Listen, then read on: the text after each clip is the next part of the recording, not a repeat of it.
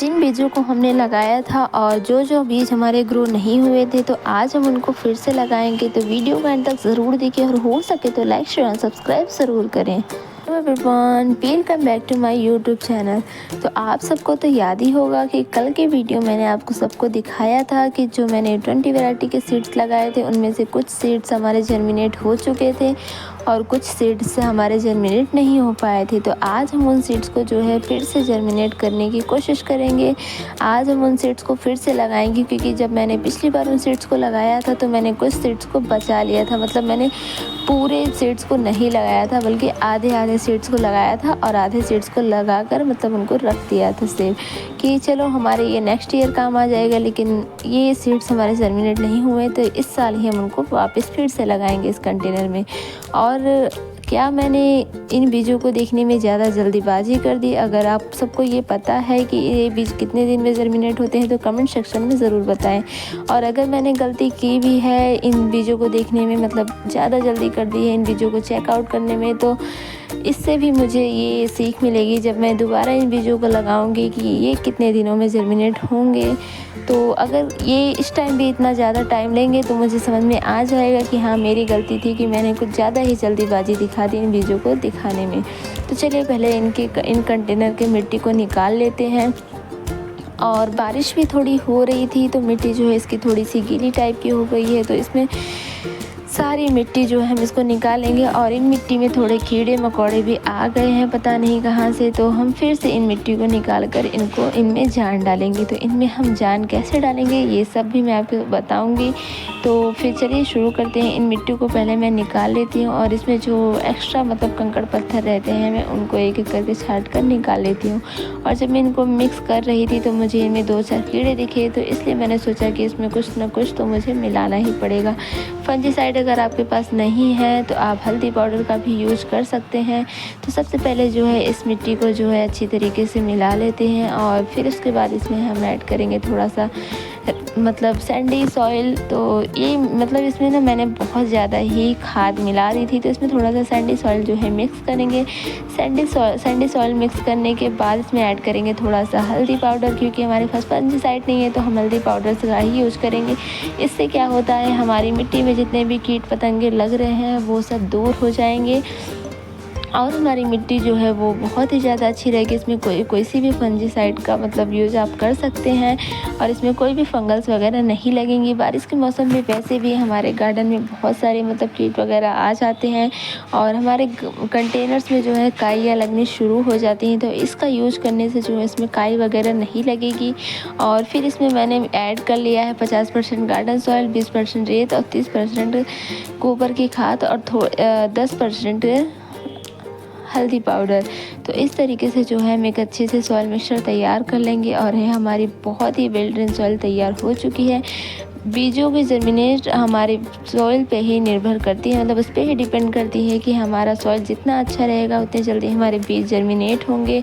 तो जितना अच्छा आप सॉइल बनाएंगे उतने जल्दी आपकी सॉइल में जो है बीज जर्मिनेट होंगे। क्योंकि जब हम एकदम बढ़िया वेल ड्रेन सॉइल बनाएंगे तो उससे जो हमारे बीज हैं वो ढीली रहेगी, मतलब उनमें ज़्यादा लोड नहीं पड़ेगा, वो अच्छी तरीके से ग्रो हो सकेंगी। और अगर हम इस मिट्टी को थोड़ा कठोर बनाएंगे, जो चिकनी मिट्टी में सिर्फ लगाएंगे, तो वो बीज जो है हम वाटरिंग करने के बाद उसी में जो है दब के मर सकते हैं। बीजों को लगाते वक्त हमें बहुत सारी बातों का ध्यान रखना चाहिए कि मिट्टी हमारी एकदम बढ़िया हो और ज़्यादा इसको गहराई में नहीं लगाना चाहिए, नहीं तो हमारे बीज जो हैं वो जर्मिनेट नहीं होंगे। तो चलिए सबसे पहले इन कंटेनर्स में फिल कर लेते हैं अपनी मिट्टी को एक एक करके। तो मिट्टी को फिल करेंगे थोड़ा सा जगह छोड़ कर ही, क्योंकि ज़्यादा मिट्टी भरेंगे तो फिर वो बाहर निकल जाएंगे। और जब भी बीज लगाएं तो याद रखें कि बारिश ना हो उस टाइम पे, क्योंकि अगर बारिश होगी बीज लगाने के बाद तो वो सीधा जो बारिश का पानी होता है वो सीधा हमारे कंटेनर पर गिरता है। और इससे क्या होता है, हमारे बीज तो वैसे ही छोटे छोटे से होते हैं और वो जब पानी उन पे गिरता है ना, तो वो पानी अपने साथ साथ इन बीजों को भी बहा कर ले जाते हैं।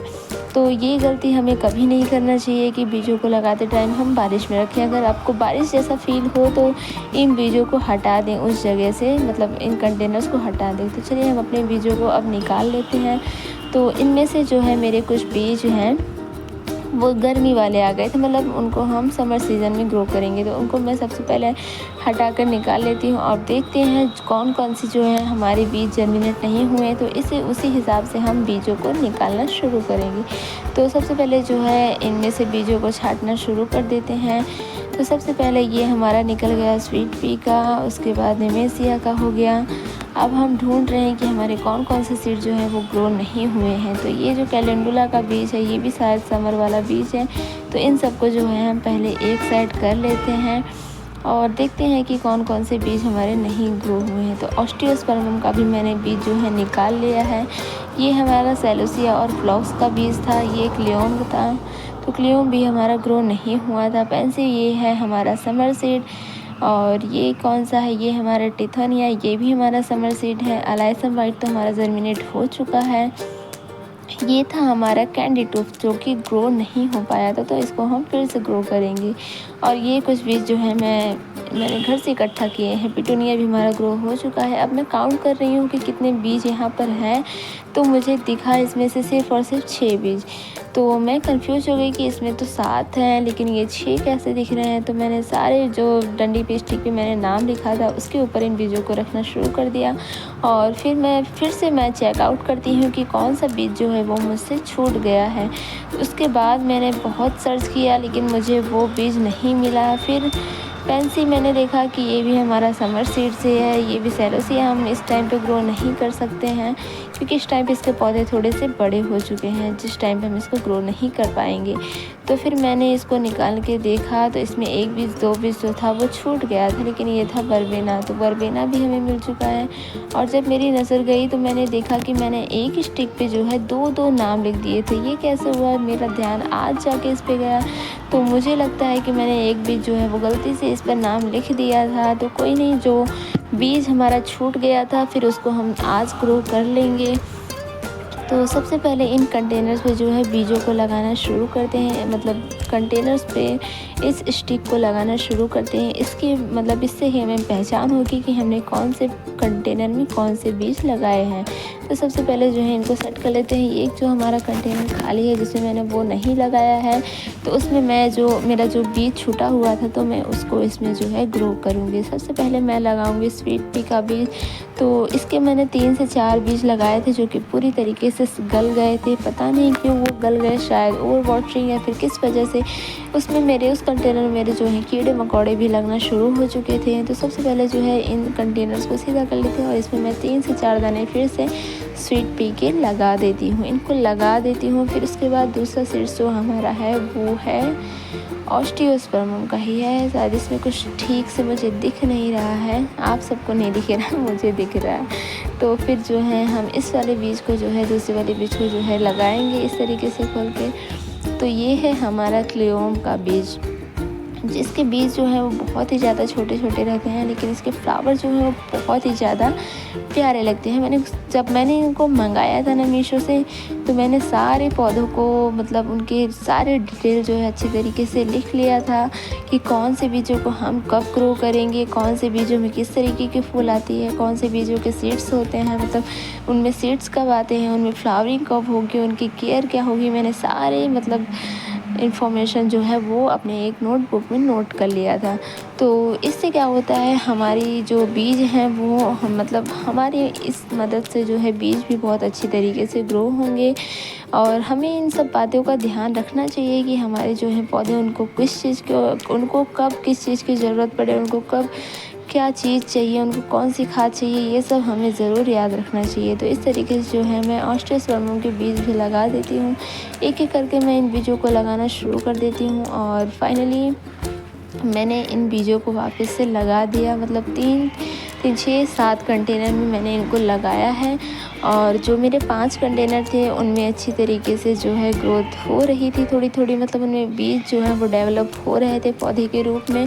तो मैंने उनको बिल्कुल भी टच नहीं किया, उनको मैंने वैसे ही रख दिया। जिसमें मुझे बिल्कुल भी ग्रोथ नहीं दिख रही थी मैंने उन बीजों को मतलब उन कंटेनर को खाली कर दिया, क्योंकि जब ग्रोथ ही नहीं दिख रही है तो 15 दिन वेट किया मैंने, लेकिन 15 दिन के बाद भी उसमें कोई ग्रोथ नहीं नज़र आई मुझे। फिर जाके मैंने उनको निकाला और मतलब 15 दिन में क्या इनकी बीजें जर्मिनेट हो जाती हैं। तो जहाँ तक मेरा मानना है कि 1 हफ्ते के अंदर ही इनके बीज जो हैं जर्मिनेट हो जाने चाहिए, क्योंकि बीजों के जर्मिनेशन में ज़्यादा टाइम नहीं लगना चाहिए, क्योंकि ये बीज जो हैं हम इनको बहुत ही अच्छी वेल ड्रेन सॉइल में लगा रहे हैं। ऐसा तो है नहीं कि हम इनको किसी भी मतलब इधर उधर फेंक दे रहे हैं, ये ग्रो नहीं होता।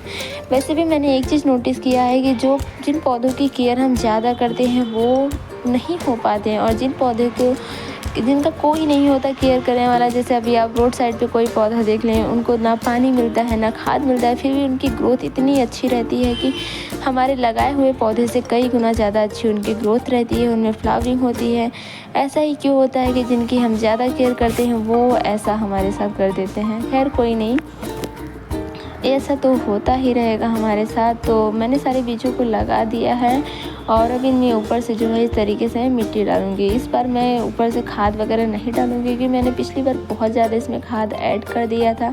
तो इस बार मैं इनमें ऐड करूँगी मिट्टी, और इनमें सभी कंटेनर में मिट्टी डालने के बाद अच्छी तरीके से मैं इसको एक जगह पे, ऐसी जगह पे रखूँगी जहाँ पर इसको हवा, सूरज की धूप और पानी वगैरह बराबर मिलती रहे। तो मैंने इनको यहाँ पर उठा कर रख दिया। इनमें अच्छी तरीके से मैं करूँगी अब वाटरिंग।